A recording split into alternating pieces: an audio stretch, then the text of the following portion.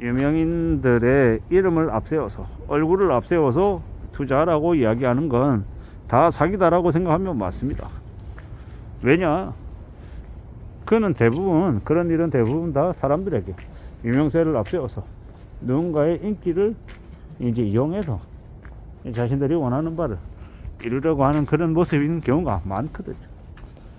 예를 들어서 뭐 1박 2일에 김종민, 아니면은 이 뭐 영화 비트 이런 데 나왔던 임창정이라고 하는 연예인, 뭐 김태희, 뭐 비, 뭐 등등 이런 이제 유명한 사람들을 앞세워서 이제 투자하라고 말하는 이들이 있습니다. 그냥 드라마나 영화에서 봤을 때 되게 신뢰감 넘치는 사람, 이순재 씨, 아니면 뭐 박준영 씨, 뭐 이런 사람들을 앞세워서 투자하라 이렇게 얘기하는 건 우리에게 그 친근함을 이용해서 사기 치려는 거다라고 보면 맞겠습니다. 제가 아는 이제 제 동기 녀석 중에 한 녀석이 뭐 기업의 대표이사예요. 근데 그 녀석은 뭘 좋아하냐면 유명인사랑 같이 사진 찍은 걸 사람들에게 알리는 걸 되게 좋아해요. 근데 제가 이제 그 녀석이 하는 걸 보면 무슨 생각이 들었냐면, 저거 사기꾼들이 하는 짓거리하고 똑같은데 라는 생각이 들었습니다. 물론 그 친구가 누군가를 사기쳤다라는 얘기도 들어본 적 없고 사기꾼이 아닐 수 있습니다. 근데 그 친구 하는 모습, 행동들을 보면 너무도 그래 보이는 거예요. 왜 그렇게 유명한 사람들 사진을 찍어대는지 좀 의구심이 들 적이 많았죠. 그리고 이제 지금에 와서 생각해 보면 아마 사기는 아니고 그런 영업 기법 중에 하나인 것 같습니다. 그 녀석을 통하면 뭔가가 될 것처럼 되게 이제 힘을 많이 써줄 수 있는 능력이 있는 것처럼 친구들한테 되게 과시를 하거든요. 이게 뭐지? 제가 알고 있는 사기꾼들의 모습들 중에 하나가 둘이 이제 보이는 것 같아서 저는 이제 아예 손절하고 아예 그냥 거리를 두고 지내죠. 근데 이제 생각해보면 우리가 사기당하는 이유들이 다 있잖아요. 사기당하는 이유가 뭐가 있습니까? 내가 겪는 일, 내가 힘들어하는 일을 누군가가 한 방에 좀 해결해 줬으면 좋겠다라는 그런 바람을 가집니다. 그리고 또 사기꾼들이 그런 마음을 잘 알고 달라붙어 가지고 해결해 주는 척 하죠. 실제는 해결이 아닌데 해결해 준 것처럼 보이게끔 만듭니다. 그리고 나중에 부탁을 하죠. 이게 뭐냐, 내가 너의 이 곤란한 일들을 하나 들어줬으니까 너도 내 일을 도와줘야 돼, 이런 이제 심리를 이제 갖게 만들죠.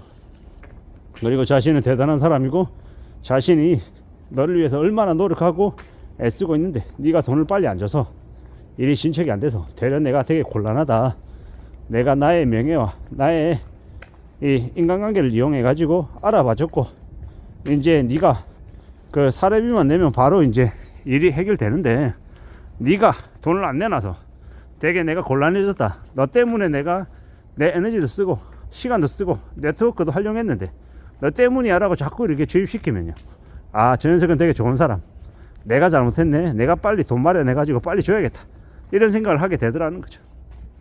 사기꾼들은 그런 것들을 다 계산해 넣어 놓고 하는 짓거리인 거죠. 그리고 보통 이제 사기꾼들은 어떻습니까? 이거 너한테만 하는 얘기니까 함부로 남에게 얘기하면 안 돼, 남에게 오픈되는 순간 이 비즈니스 없어질 수 있어, 이런 식으로 속입니다. 이런 짓거리들을 되게 아무렇지도 않게 하는 게 사기꾼들이죠. 참 우리가 살아가다 보면 이 사기꾼들이 작정하고 달려들면 사기를 피할 수가 없다라는 얘기들도 되게 많이 합니다. 근데 그 말이 100%는 아니겠지만 상당 부분은 맞는 것 같습니다. 그리고 사기꾼들도 너무도 잘 압니다. 어떤 사람을 만나서 저 사람을 내가 모익감으로 삼을 수 있을 만한지 아닌지를 잘 파악한다라는 거죠. 저도 제 이 머릿속에는 좀 한 방을 노리는 그런 좀 투기 건성이 있습니다. 좀 이제 도박 건성 같은 거 말이죠. 근데 그걸 없애야 되는데 잘 안 돼요. 솔직히 그런 것들 때문에 계속 기다리고 또 기다리는 것도 있는 것 같습니다. 근데 이제 그런 마음을 누구를 때리려면 어떻게 해야 됩니까?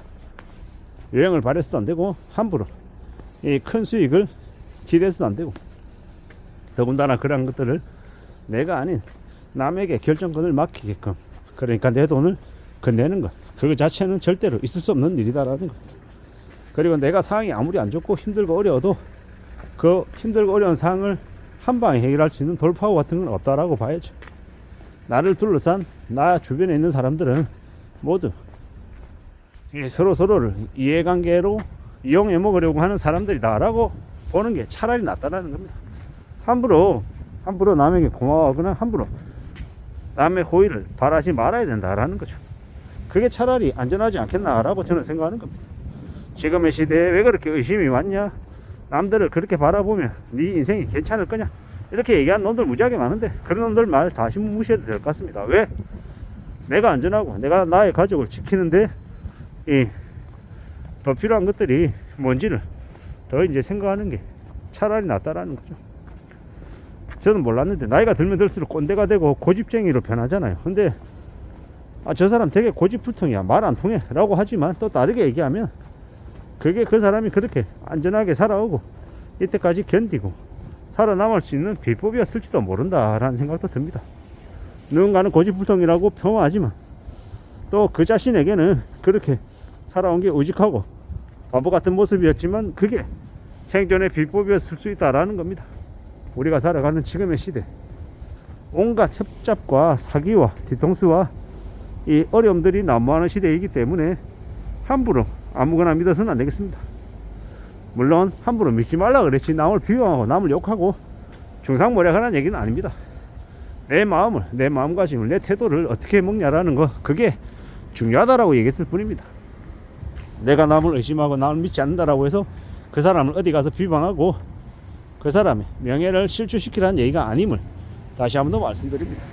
우리가 살아가는 지금의 시대는 언제 어느 때 어떤 식으로 공경에 처할 수 있다는 걸 인정하고 살아가야 되겠습니다. 함부로 나대서도 안 되고 함부로 말하거나 함부로 글을 써서도 안 된다라고 생각합니다.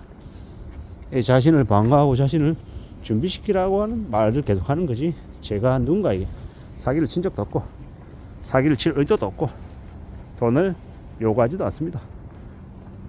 그게 제 생각이고 제 방향이다라는 겁니다. 저도 무슨 일을 하든 가늘고 길게 오래오래 하고 싶지, 남이 뒤통수 쳐서 뭐 사먹고 해먹고 야반 도주하고 도망가고 이러고 싶은 생각 1도 없습니다.